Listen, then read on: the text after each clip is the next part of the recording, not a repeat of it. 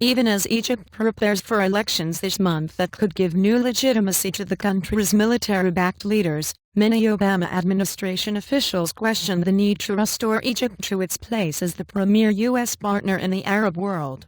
And Washington's caution reflects a desire to help Egypt nip a mounting insurgency in the bud without being seen as sanctioning the interim government's repression of political opponents and the media. And the focus of bilateral aid, at least for the time being, is on confronting the militant threat and other security issues while U.S. officials assess how the country's next government responds to demands to halt the harsh treatment of dissent. And, going back to the status quo of the past 30 years is not really an option that's available to us, a senior administration official said on condition of anonymity. And Egypt has been the second largest recipient of U.S. foreign aid since its landmark peace treaty with Israel in 1979. But the policy was upended by the political transformations triggered by the 2011 popular uprising that toppled President Hosni Mubarak. And after the army last July ousted Mohamed Morsi, the Islamist leader elected after that uprising, Washington responded by freezing much of the annual $1.30 billion in military aid. And on April 22, the U.S. government relaxed its position and said it would provide $650 million in military financing, a move which required Secretary of State John Kerry to certify Egypt was maintaining its peace treaty with Israel. It also announced that it separately would send Egypt 10 U.S. Apache helicopters to help it fight insurgents. And Washington continues to withhold hundreds of millions of dollars more in aid, along with other hardware that Egypt had requested, including Harpoon missiles and fighter jets. And Egypt is a very hard country to support right now, even in Washington among those who are strong defenders of the relationship, said Amy Hawthorne, a former State Department official now with the Atlantic Council, a Washington think tank. And this recent aid decision is about getting parts of our relationship back on track, but it's far from a warm embrace. And Egypt has pursued a campaign against the Muslim Brotherhood, the Islamist party that propelled Morsi to power. Western officials have condemned mass death sentences for Muslim Brotherhood supporters as well as repression of other opposition parties and imprisonment of some journalists.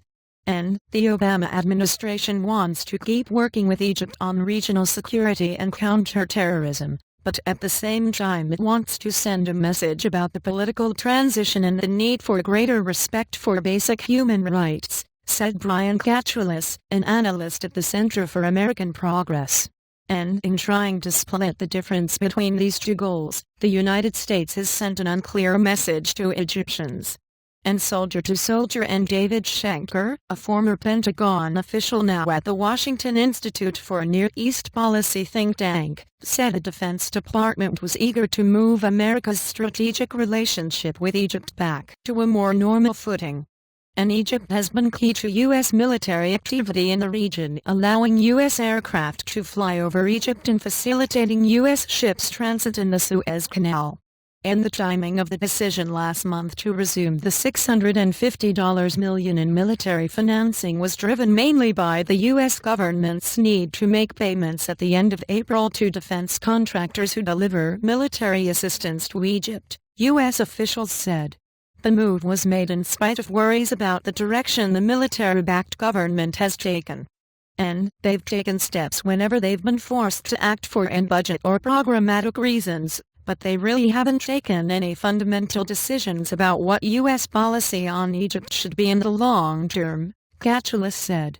And U.S. officials hope that the Apaches will help Egypt fight militant groups based in Egypt's Sinai Peninsula, including Ansar Bait al-Maqdis.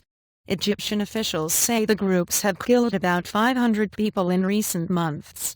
And General Abdel Fattah el-Sisi, who ousted Morsi and is widely expected to win next week's presidential vote, said in an interview with Reuters last week that the West risked letting militant groups in places like Egypt, Libya and Syria metastasize if it didn't act decisively to help fight them. And last month, the White House announced it would designate Ansar Bait al-Maqdis as a terrorist group, another move welcomed by Egypt's military-backed government.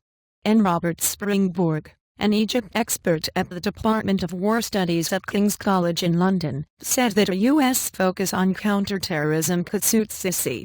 And he had signaled since becoming defense minister in 2012 that Egypt needed weaponry suited for fighting insurgents rather than high-end arms like jets, which are more useful in a ground war and which had been sought for decades by Mubarak. And State Department officials, including Secretary of State Kerry, appear to view U.S. ties to Egypt as increasingly important given the turmoil throughout the region, particularly in Syria, Iraq and Libya, Schenker said. But Egypt's fierce crackdown on dissent is still impeding closer ties. The White House is looking at this, saying there are legitimate human rights concerns, Schenker said. And where U.S. policy on Egypt is heading is still being written, a senior U.S. military official said. And even recently restored aid can ultimately be held up in Congress. On April 29, influential Senator Patrick Leahy said he would not approve the aid, denouncing death sentences that Egyptian courts have handed down for hundreds of Muslim Brotherhood supporters or other government opponents. Editing by Jason Ship, Peter Henderson and David Story.